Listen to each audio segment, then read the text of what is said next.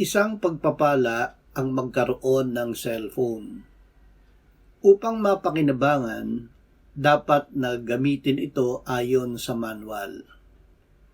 Ang sabi ng manual, dapat ay charged ang battery ng iyong cellphone, may SIM card, naka-turn on at may signal. Labis na higit ang ibinigay sa atin ng Diyos, ang kanyang bugtong na anak.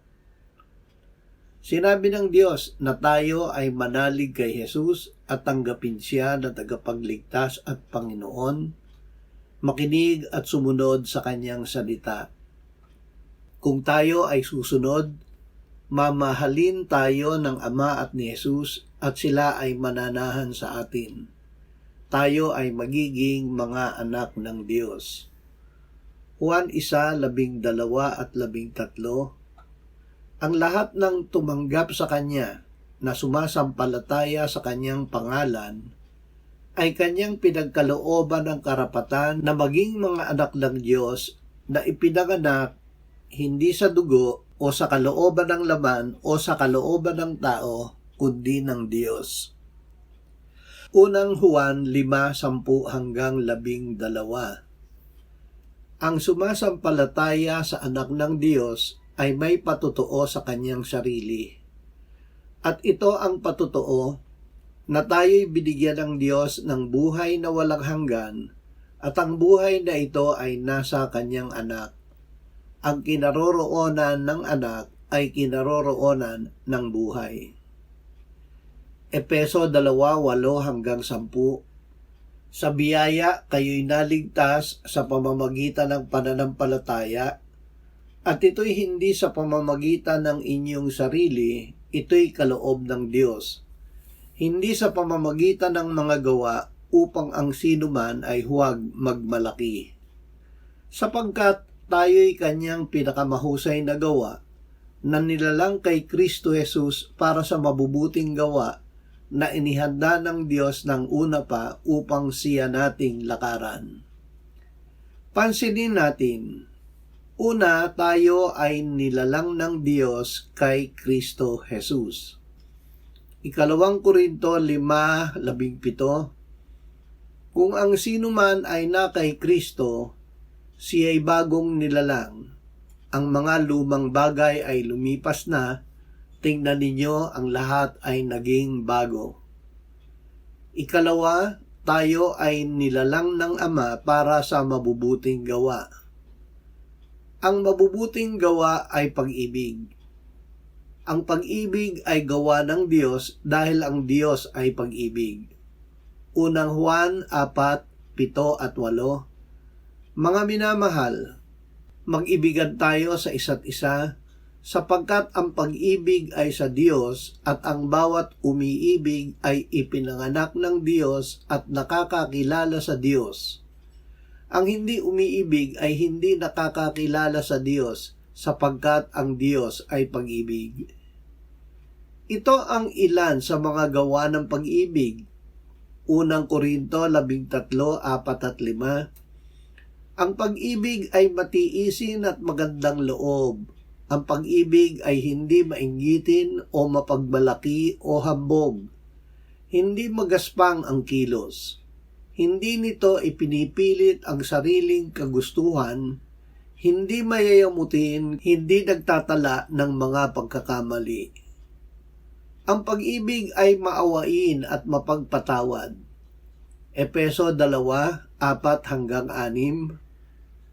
Ang Diyos palibasa ay mayaman sa awa dahil sa kanyang malaking pag-ibig sa atin, maging noong tayo'y mga patay sa pamamagitan ng ating mga pagsuway, binuhay niya tayo kay Kristo. Sa pamamagitan ng biyaya, kayo'y naligtas, at tayo'y muling binuhay na kasama niya at pinaupong kasama niya sa sangkalangitan kay Kristo Jesus. 3, tayo ay nilalang para sa mabubuting gawa na inihanda ng Diyos ng una pa upang siya nating lakaran. Magbalik tayo sa halimbawa ng cellphone. Kahit maayos na nagagamit natin ang cellphone, may posibilidad na hindi natin magamit ito. Ngunit bago mangyari ito, may ipapakita ito sa atin na mga palatandaan kapag mahina na ang battery o nawawala ang signal. Binibigyan din tayo ng Diyos ng palatandaan kung hindi tayo lumalakad ayon sa mabubuting gawa na inihanda niya para sa atin. Ang unang palatandaan ay resentment o sama ng loob. Ito ay pahiwatig na tayo ay hindi nagpapatawad. Ito ay salungat sa pag-ibig ng Diyos na ibinuhos niya sa ating puso sa pamamagitan ng Espiritu Santo.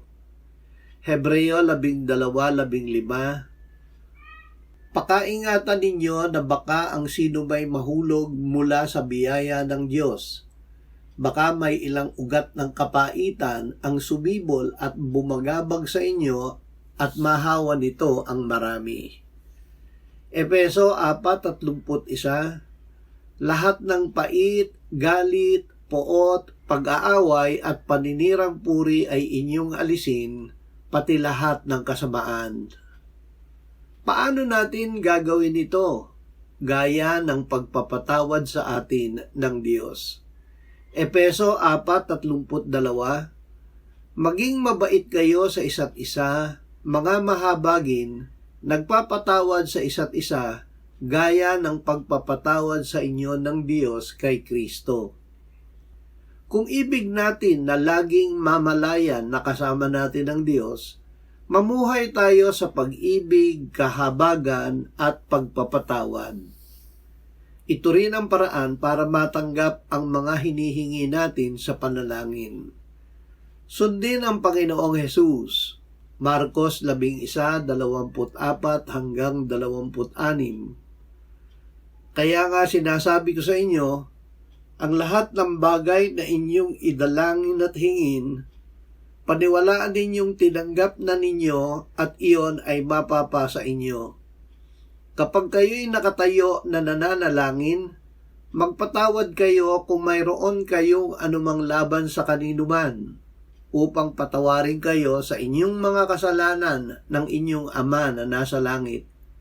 Ngunit kung hindi kayo magpapatawad, hindi rin kayo patatawarin sa inyong mga kasalanan ng inyong Ama na nasa mga langit.